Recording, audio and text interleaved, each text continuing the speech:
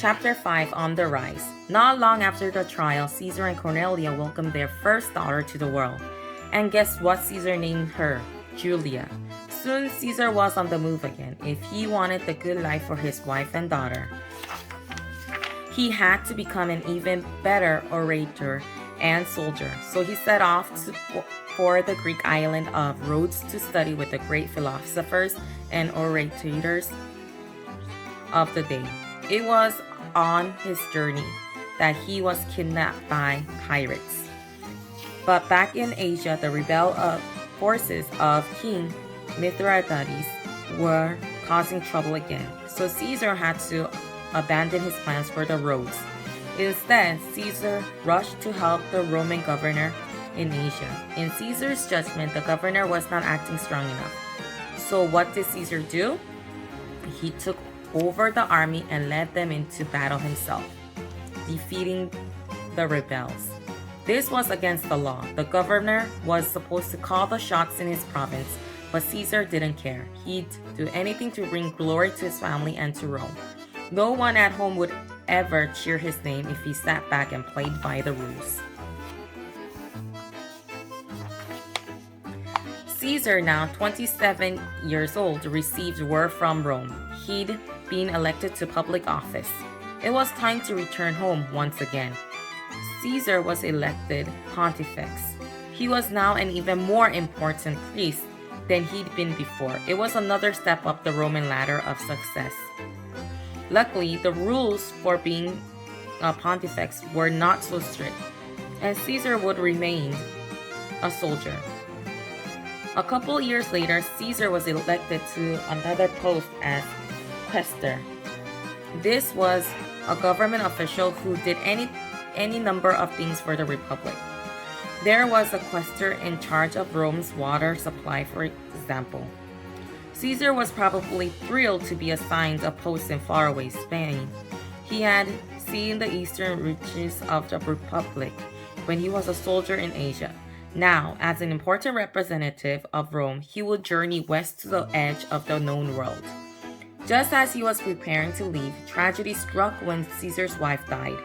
The two had known each other since they were teenagers. Caesar was brokenhearted. However, it did not stop him. Shortly after the funeral, he went to Spain. Caesar met with his locals and listened to their problems, acting as a judge to set disputes and gaining a reputation as a fair man. He returned to Rome by land so he could stop in northern Italy. In this area, the people earned for Roman citizenship. In order to enjoy the many rights that came with it, Caesar said he would do what he could to help. He was making friends and allies all over the Republic now. Caesar could find political opportunity almost anywhere. Just before Cornelia had died, his beloved Aunt Julia passed away. Caesar arranged her funeral and gave a speech honoring her. Rome's ruling class still considered Aunt Julia's husband, Caesar's uncle Marius, to be a bloodthirsty murderer. So it would have been smart for Caesar to keep the funeral private and quiet. But of course, Caesar had other ideas. The funeral was held at the Forum. Caesar knew that most Romans still loved Marius. So Caesar led a long parade of people carrying large paintings of his aunt and uncle. Displaying pictures of Marius had been banned by Sulla 15 years before. Now veterans of Marius's armies wept openly at seeing his face after so many years. Caesar gave a powerful speech such as much about his ancestors as it was about Aunt Julia. He told the crowd, "The family of my Aunt Julia is descended from kings on her mother's side and through her father from the gods themselves. My family therefore holds the sanctity of kings who ruled among men and of gods who ruled over kings." This was a smart way for Caesar to remind the people of his noble background. Now, when they thought of Caesar, they think of kings and gods and of Marius, beloved savior of Rome.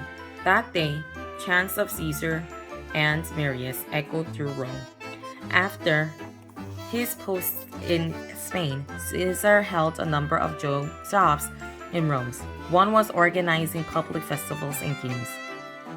Here was another opportunity for Caesar to make his name known among the Romans. He borrowed tons of money to create lavish spectacles.